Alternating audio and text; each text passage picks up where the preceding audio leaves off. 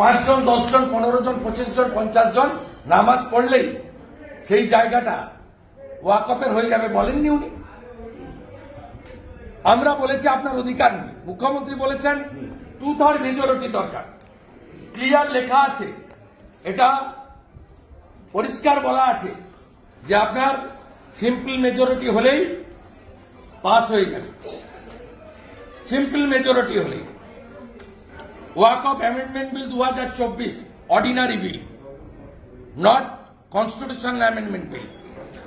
It's need only simple majority, no need 2/3 majority. মুখ্যমন্ত্রী পুরো মিথ্যে কথা, কালকে আমরা বনগাঁয় ছিলাম, সুযোগটাকে নিয়ে এখানে সমস্ত অসত্য কথা বলে গেছেন। 20 মিনিটের জায়গায় 42 মিনিট বলতে দিয়েছে, লাইভ সম্প্রচারিত করে রাজনীতি করেছে। স্পিকার পার্টির একজন ক্যাডার হিসেবে কাজ করছেন এবং তিনি হাউসকে বলছেন 2/3 মেজরিটি দরকার। আমি 2 বার লোকসভায় ছিলাম, উনি লোকসভার কি জানেন? এটা নর্মাল বিল, নিড অনলি সিম্পল মেজরিটি। দেখবি আর জ্বলবি, লুচির মতো ফুলবি।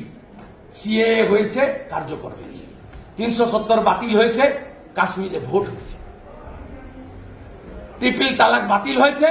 পার সার্কাস ময়দানে এই সিদ্দিকুল্লাহরা মুসলিম পার্সোনাল ল বোর্ডকে নিয়ে মিটিং করেছিল, আটকাতে পারেনি।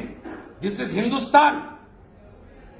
সুকান্ত পাল অপূর্ব সরকার বলেছে কেরালা ইউপিতে সনাতনদের কিছু আছে। আমরা ন্যাশনাল অ্যাক্ট দাবি করি। আমি মনে করি এই হাউসে দিল্লির ভারত সরকারকে অনুরোধ করে সনাতন বোর্ড তৈরির প্রস্তাব আনা উচিত। লাভ জিহাদের বিরুদ্ধে উত্তরপ্রদেশ, উত্তরাখণ্ড, গুজরাটের মতো আইন আনা উচিত। পপুলেশন কন্ট্রোল বিল আনা উচিত। 2টির বেশি 3টি মানে জন্ম নিয়ন্ত্রণ আটকানোর জন্য। কনভার্সন, ধর্ম পরিবর্তন আটকানোর জন্য বিল আনা উচিত। এবং অবশ্যই গোটা পৃথিবীতে নাগরিক পুঞ্জি আছে, আমাদের দেশেও পশ্চিমবঙ্গ থেকে আওয়াজ উঠবে ডক্টর শ্যামাপ্রসাদ মুখার্জির মাটি থেকে, উই ওয়ান্ট এনআরসি। প্রত্যেকটা দেশের নিজস্ব নাগরিক পুঞ্জি আছে, আমাদের দেশে কেন থাকবে না? তাহলে এখানে যে রোহিঙ্গাগুলো, যাদের ছবি আমি দুপুরের আগে আপনাদের দেখাচ্ছিলাম, সেই লোকগুলো থাকতে পারবে না? গুলশন কলোনিতে 3,500 ভোটার, 1,98,000 পপুলেশন থাকবে না? এটা হিন্দু মুসলমানের বিষয় নয়, এটা ভারতীয়দের নিজস্ব বিষয়। আমরা এগুলো বলেছি। এরা ওয়েস্টেজ অফ টাইম, এদের কথা কে শুনবে? মুখ্যমন্ত্রী যা বলেছে তার উত্তর আমরা সুন্দর করে দিয়ে দিয়েছি। 22 জন ওয়াকফ বোর্ডে 11 জন আছেন, আর সিডব্লিউসিতে 22 জন। এখানে মাত্র 2 জন করে অমুসলিম প্রতিনিধির কথা বলা হয়েছে, মেজরিটি মুসলিম। মুখ্যমন্ত্রী বলেছেন স্টেক হোল্ডারদের ডাকে। মুখ্যমন্ত্রী সংখ্যালঘু কল্যাণের অতিরিক্ত সচিব জনাব এম এনাউর রহমান, সিও জনাব মোহাম্মদ আহসান আলী লখনৌতে 24/7/2023 আর দিল্লিতে 7/11/2023 মিটিং অ্যাটেন্ড করেছেন।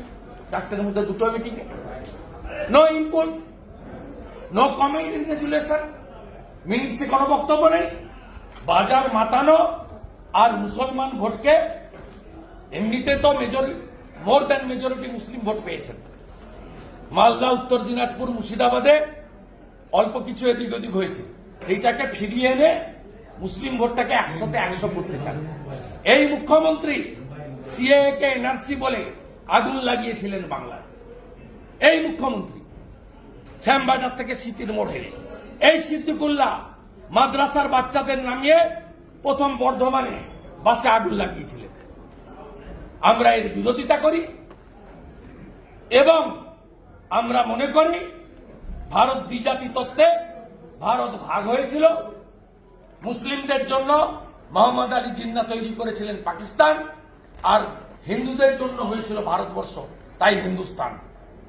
আমরা মনে করি 1947-এর 20 জুন এই বিধানসভা, যার নাম ছিল আইনসভা, ডক্টর শ্যামাপ্রসাদ মুখার্জির নেতৃত্বে জ্যোতিবাবুদের উপস্থিতিতে 58 জন হিন্দু আইনসভার এমএলএ তারা রেজুলেশন করে পশ্চিমবঙ্গকে ভারতের সঙ্গে রেখেছেন, আর বাকি অংশ পূর্ব পাকিস্তানে গেছে।